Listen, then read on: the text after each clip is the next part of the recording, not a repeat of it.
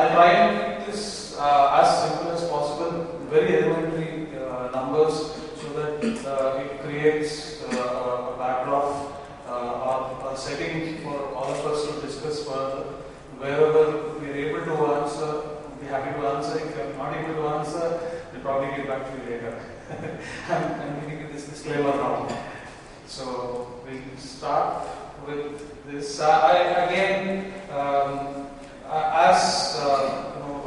For the introduction, my experience with the Sri Lanka real estate market has been hands-on for about 4 years. I've been living here, I've been observing the market, trying to do transactions, trying to work with clients, including John Keels.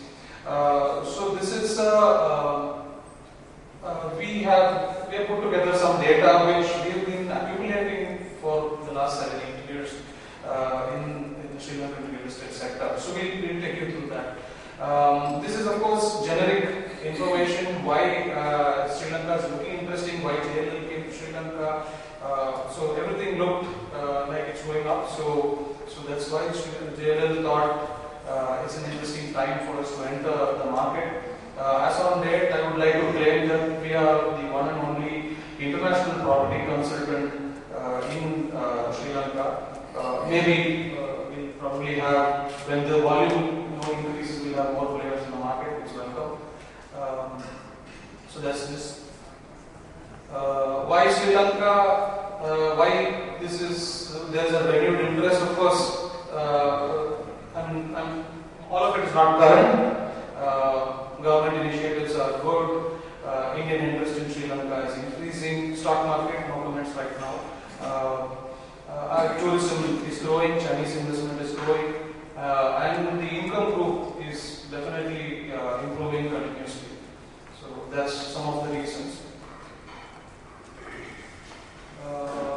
That was from the economic or the overview perspective. From the infrastructure perspective, highways, port expansion, a lot of facelift activities to the city, Colombo-Katunayake Airport Expressway, the International Airport expansion, megapolis under discussion. So quite a lot of things that are happening in the market right now for us to witness and be part of the change.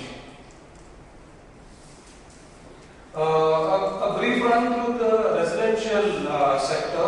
We'll probably delve a little more into the residential sector rather than the other sectors, because this is most watched by most of the investors, right from individuals to institutions. The completed projects from 2007 to 2015 in our statistics, in the major projects is totaling to about 2,400 units. And the absorption is currently about 98%. This is across about 14 projects.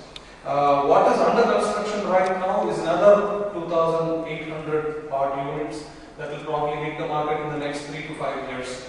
And of that, the absorption is currently about 27%. For the record, and our observation says that in the last 18 months, there has been an absorption of about 400 to 500 units. When I say absorption, people interested in buying apartments have booked and shown interest by paying money.